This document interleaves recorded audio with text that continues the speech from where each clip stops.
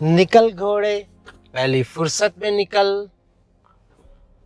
ये है अमेरिकन भाव स्टाइल।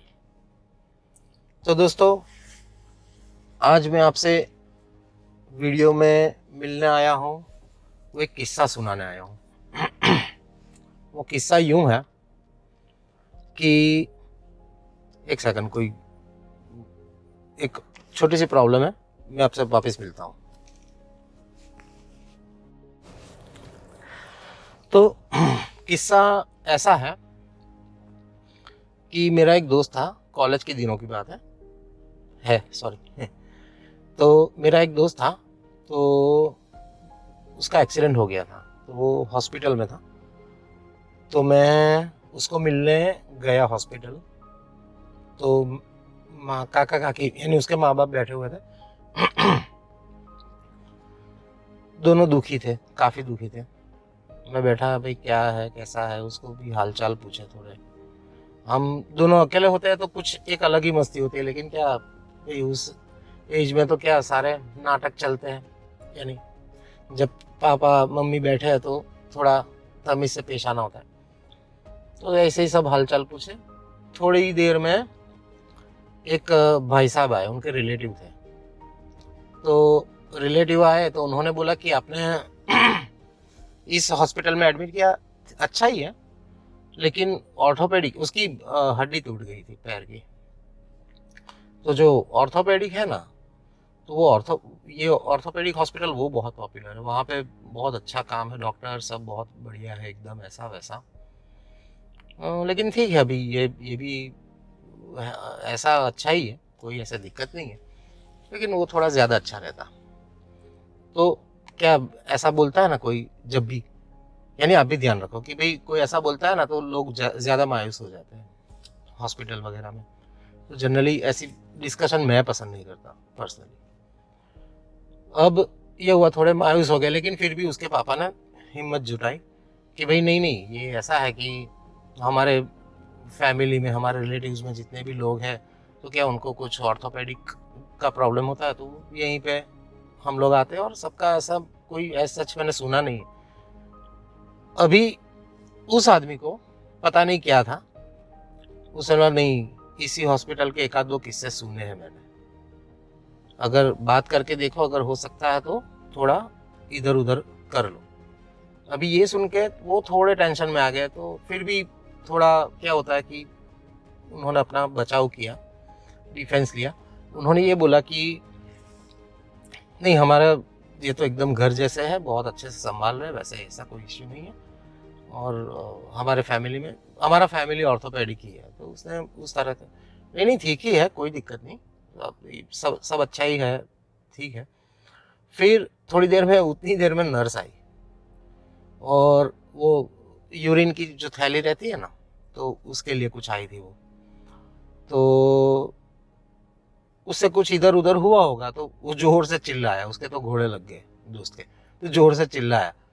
तो उस वो जो रिलेटिव बैठा था ना, वो जैसे ही नर्स गई ना, देखा ये कैसे ट्रीट करते हैं, देखा तुमने, ये ऐसा है वैसा है, ये इसको तमीज़ नहीं है कैसे करना है, ये काम तो मुझे भी पता है कैसे वो होता है, हल्के से ये वो फलाना दिखाना।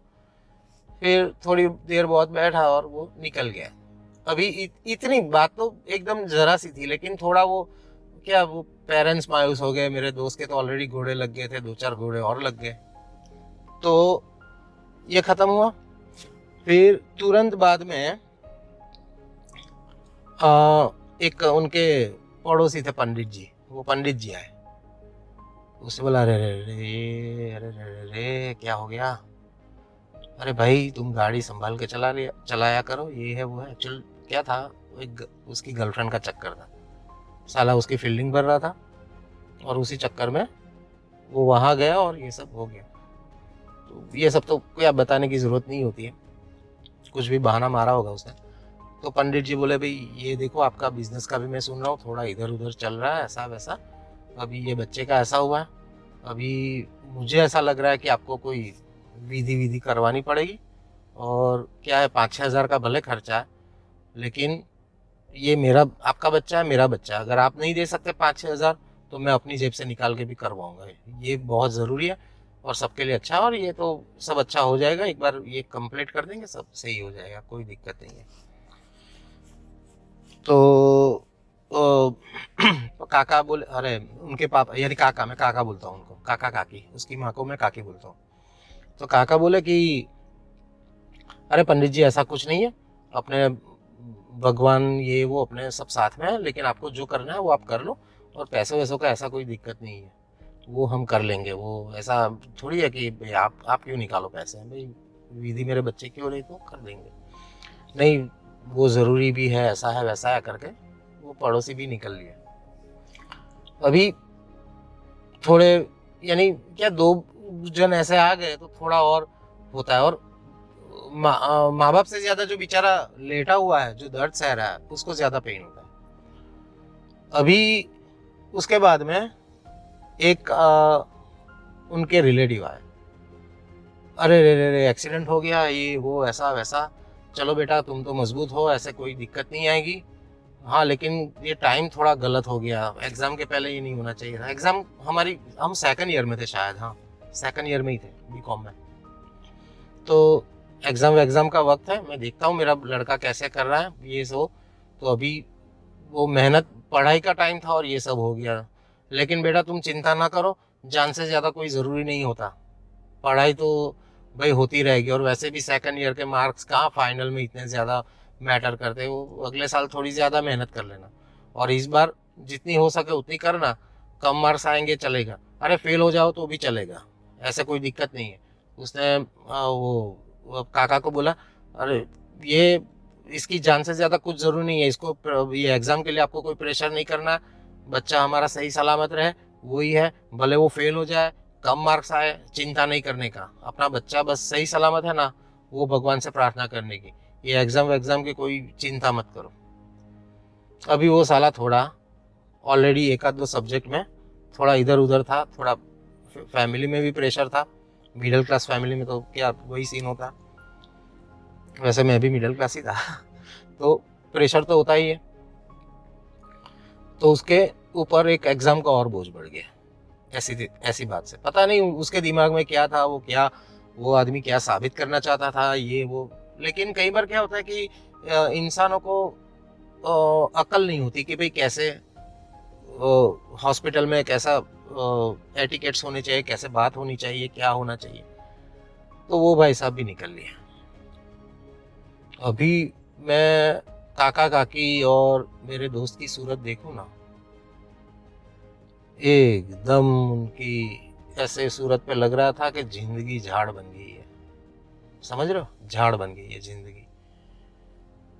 तो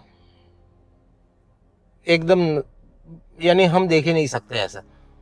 और मुझे तो साला क्या बात करनी, वो तो उस एज में क्या समझ में आया कि क्या बात करनी है, ऐसा वैसा। थोड़ी देर हुई, काका काकी बोले कि भाई बेटा तुम अगर इधर ही बैठे हुए हो तो हम थोड़ा घर हुआ है, थोड़ा सामान वामान या खाना वाना हम कुछ था तो आधे घंटे में हम आ जाते हैं। तो मैंने बोला हाँ कोई दिक्कत नहीं। तो वो तो निकल गए। फिर मैंने उसको बोला कि अबे घोड़े, साले तू उस लड़की के चक्कर में वहां गया रात को, तुझे अक्ल वक्ल नहीं है? अभी अपना सत्यानाश कर दिया ना पूरा, ये अपना गोवा का प्रोग्राम पता नहीं तुम्हारा, साला मैं कुछ नहीं जानता, साला तुझे 2 महीने में ठीक होना है, मैं कुछ नहीं जानता, इतनी सी बात में ऐसे वो हिलाते हुए निकल लिए तुम तो हॉस्पिटल पे, कुछ नहीं होना है तुम्हें, साला तू मेरा पूरा प्रोग्राम कैंसिल कर रहा है, ऐसा वैसा करके इधर उधर की गप्पो वाली बात करी। उसने बोला कि भाई एक काम करना यार, तू रोज आते रहना, थोड़ा आधा घंटा पौना घंटा अपने मस्ती मारेंगे, ये वो फलाना दिखाना। मैंने बोला हाँ बिल्कुल भाई, क्या क्या लाना है क्या क्या खाना है बता देना, सब लेके आऊँगा। और हम निकल गए। और वो बेचारा हालत खराब थी, लेकिन एक पता नहीं मेरी बात से या खुद के उसके विल पावर से खड़ा हो गया। वो तो आज तो दौड़ रहा है, यानी एकदम सही है, एकदम मजबूत है। तो क्या होता है कि आज अपने देश में जो कोरोना की हालत है ना, तो जो बीमार मरीज है ना, वो बीमार मरीज जो है वो मेरे दोस्त हैं, सेम हालत है। उसमें ये पंडित जैसे व्यापारी भी आके व्यापार करेंगे, जलने वाले लोग भी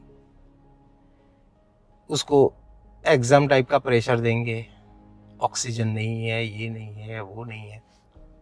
हाँ, मैं ऐसा नहीं बोल रहा हूँ कि अपने देश में सब सही है भाई, ऑक्सीजन बेड्स सब सही है, भाई नहीं सही है, लेकिन क्या है और क्या देखो। कोई बोल रहा है भाई 100 में से 20 लोगों को ऑक्सीजन नहीं मिल रहा है, 100 में से 15 लोगों को ऑक्सीजन नहीं मिल रहा है, 100 में से 10 लोगों को ऑक्सीजन नहीं मिल रहा है। 90 लोग को ऑक्सीजन मिला और वो बच गए, बाकी के 250, 300, 400, 500, 1000 लोगों को जस्ट घर में रह के आइसोलेशन से वो ठीक हो गए।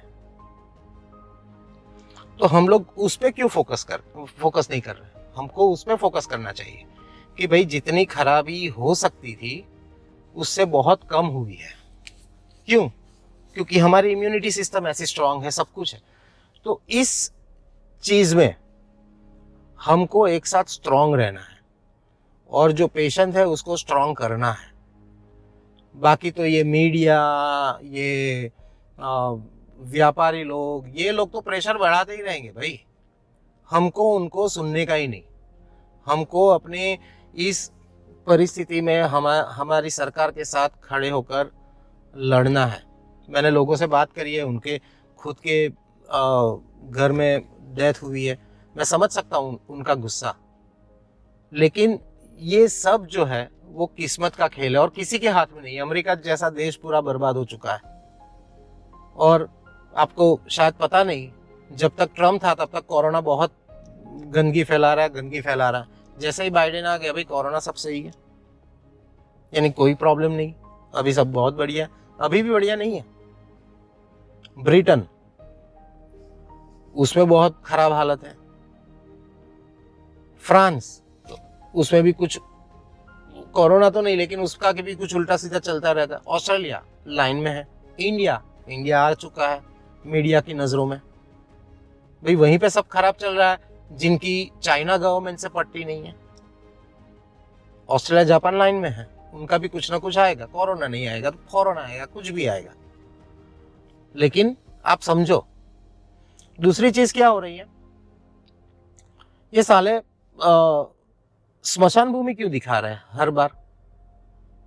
क्या मुसलमान भाई नहीं मर रहे हैं? भाई कोरोना में जितने हिंदू मर रहे हैं उतने मुसलमान भाई भी मर रहे हैं, लेकिन इनको स्मशान भूमि क्यों दिखानी है? इसका कारण बताता हूं। इसका कारण क्या है, स्मशान भूमि क्यों दिखानी है? उनको पता है कि मुसलमान वोट कहां जा रहे हैं और हिंदू वोट कहां जा रहे हैं। मुसलमान को दिखाने से वोट नहीं बटने वाले, वो जहां जाने वाले वहीं जाने वाले। लेकिन हिंदू स्मशान भूमि दिखाने से हिंदू के वोट बटेंगे और ये पूरा प्रोपेगेंडा फैलाया गया है, पूरा प्रोपेगेंडा फैलाया जा रहा है, पूरा का पूरा। मुझे बीजेपी, कांग्रेस, मुझे उनसे कोई लेना देना नहीं है, कोई लेना देना नहीं, लेकिन ये जो प्रोपेगेंडा फैला रहे उनके लिए बीजेपी या कांग्रेस है। मेरे लिए तो वो बंदा भी बचना चाहिए, मुसलमान भाई भी बचना चाहिए, हिंदू भाई भी बचना चाहिए कि भाई कोई किसी को भी वोट दे रहा हो। और अभी मैं ऐसा नहीं बोल रहा हूँ कि भाई हालत बहुत अच्छी है, हालत नहीं अच्छी है, मैं एक्सेप्ट कर रहा हूँ, लेकिन मीडिया में जो दिखा रहे हैं ना उतनी खराब भी नहीं है। अगर हालत खराब है उसके मैं अगर 100 पॉइंट गिनूं, लेकिन मीडिया में जो दिखा रहा है वो 600-700 पॉइंट्स दिखा रहा है, 6-7 गुना ज्यादा दिखा रहा है। जो 100 पॉइंट्स है वो भी खराब है, लेकिन अभी जो परिस्थितियां है उसके साथ में हमारे पास जो रिसोर्सेस है उसके साथ में रह के हमको लड़ना है, ना किसी को ब्लेम करना है, ना वो किसी को भी, आम आदमी पार्टी, भाजपा, कांग्रेस, किसी को ब्लेम नहीं करना। अभी अपने को वो लोग अपनी रोटियां सेकते रहेंगे, सब भाजपा हो, कांग्रेस हो, आप हो, लेकिन आदमी, इंसान जो है वो हमारा मर रहा है। हमें वो सोचना है। तो जो भी हो रहा है अपनी अपनी गवर्नमेंट के साथ रहिए, स्टेट गवर्नमेंट के साथ रहिए, अपनी सेंट्रल गवर्नमेंट के साथ रहिए। आपको पता है डिजास्टर में सबसे बड़ा डिजास्टर क्या होता है? जैसे मान लीजिए कि भाई हम लोग ऐसे दोस्त लोग कहीं पे जा रहे हो और एक्सीडेंट हो जाता है भयानक, या अपने घर में आग लग जाती है, तो भाई एक्सीडेंट हो जाता है, तो भाई कोई भी इंजर है, बहुत खराब तरीके से खून बह रहा है और ये सब हो रहा है, तो उस वक्त जो ज्यादा फ्रीक आउट होकर चिल्ला रहा है ना, पैनिक होकर चिल्ला रहा है, दुखी होकर चिल्ला रहा है, कि जो उस सिचुएशन को कंट्रोल में नहीं करके वो चिल्ला रहा है ना, वो सिचुएशन ज्यादा खराब कर रहा है। ये आप समझ लेना। आपके घर में आग लगी हो, या ये जैसे मैंने इंसिडेंट बताया, तो जो ज्यादा चिल्ला रहा है, जो ब्लेम कर रहा है कि साला तुमने उस साइड से नहीं लिया और इस साइड से ऐसा हो गया, तुमने टाइम पे ब्रेक नहीं मारी और ऐसा हो गया, वो सिचुएशन ज्यादा खराब कर रहा है। भाई जो हो चुका वो हो चुका, अभी इस सिचुएशन से बिना ब्लेम करके कैसे लड़े, वो अपने को सोचना है। अगर वो सही से डिजास्टर मैनेजमेंट में सिखाते हैं, सबसे पहले चिल्लाना बंद करो। अभी जो हो गया है, जो पैनिक कर रहा है उसको शांत करो, ब्लेम गेम करना छोड़ दो। किसी का भी कसूर हो, सामने वाले का, अपने वाले का, किसी का भी कसूर हो, तो ये ब्लेम गेम नहीं होना चाहिए। ये लाइफ के हर एक चीज में होता है भाई। लाइफ में मान लीजिए कोई मुसीबत आ जाती है, प्रोफेशनली मुसीबत आ जाती है, तो फ्रीक आउट नहीं करो भाई, ये मुसीबत आ गई, अभी कैसे उसको, उसके ऊपर दिमाग लगाओ, या तो थोड़ा टाइम लो, पॉसिबल हो तो कुछ भी करो, लेकिन फ्रीक आउट करके आप सिचुएशन बिगाड़ रहे हो। मुझे पता है जिनकी पर्सनल लॉस हो रही है वो फ्रीक आउट कर रहे हैं, लेकिन उनको भी, जो भारत के लोग बचे हुए हैं, उनके लिए उनको फ्रीक आउट नहीं करना। बाद में आपका जो भी है, जो भी आपको कमी लग रही है, आप निकाल लीजिए बैलेट पेपर पे फ्रस्ट्रेशन, ये सब ओवर हो जाएगा।